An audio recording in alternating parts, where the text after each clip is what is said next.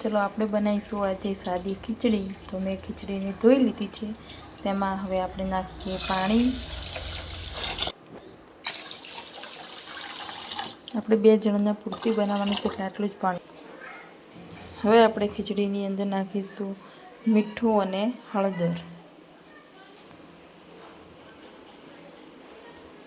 આપણે આમાં મીઠું અને હળદર બંને નાખી દીધું છે।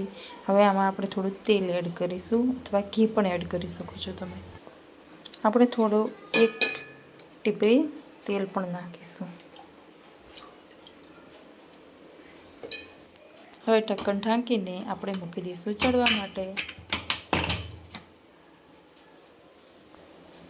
આપણે કુકરને મૂકી દીધું છે ગેસ ઉપર। 3 સીટીમાં આપણી ખીચડી તૈયાર થઈ જશે। તો તૈયાર છે આપણી ખીચડી।